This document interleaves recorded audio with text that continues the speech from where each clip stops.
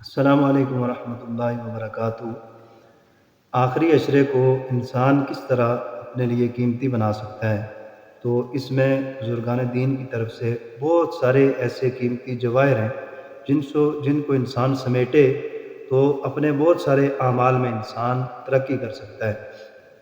بعض چیزیں مجربات ہوتی ہیں، مثلا کسی بزرگ کے، عالم دین کے، یا کسی بھی تصوف سے منسلک کسی بھی بزرگ کے مجربات میں سے یہ اعمال ہیں، اور ان میں بہت ساری حکمتیں پوشیدہ ہیں۔ اب طاق راتوں میں حضرات بزرگان دین ارشاد فرماتے ہیں کہ آپ ہر طاق رات میں، یعنی کہ وہ ہو سکتا ہے لیلۃ القدر ہو، تو آپ ہر طاق رات میں صدقہ کریں، چاہے وہ 10 روپے ہی کیوں نہ ہو۔ اگر آپ طاق رات میں 10 روپے صدقہ کریں گے تو 83 برس آپ کو 10 روپے، اگر وہ لیلۃ القدر ہوئی تو یعنی کہ 83 برس آپ کو 10 روپے روزانہ صدقہ کرنے کا ثواب ملے گا۔ اور اسی طرح طاق راتوں میں ایک سپارہ آپ تلاوت کا معمول بنائیں، ایک سپارہ آپ تلاوت فرما لیں طاق راتوں میں، تو اگر وہ رات لیلۃ القدر ہوئی تو 83 برس تک آپ کو ایک سپارہ تلاوت قرآن مجید پڑھنے کا ثواب ملتا رہے گا۔ یہ رمضان المبارک کی خصوصیات اور ان طاق راتوں کی خصوصیات۔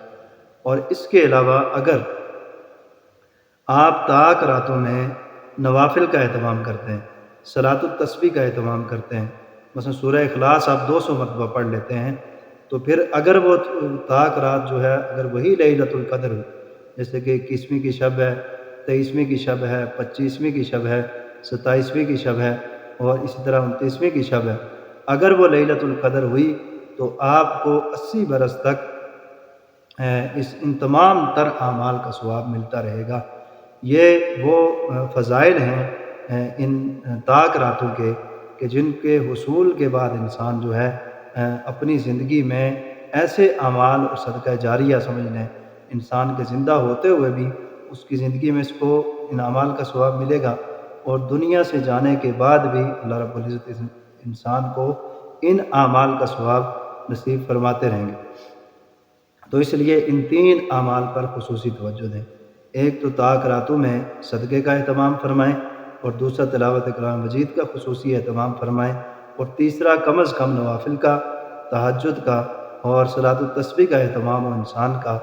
اور اس کے بعد یہ تلاوت قرآن مجید آپ ایک سپارہ کم سے کم روزانہ کا معمول رکھیں، اور اگر روزانہ نہیں پڑھ سکتے طاق راتوں میں ضرور پڑھیں۔ اللہ پاک ہم سب کو ان مبارک اعمال کو سمیٹنے اور اس پر عمل پیرا ہونے کی توفیق نصیب فرمائے۔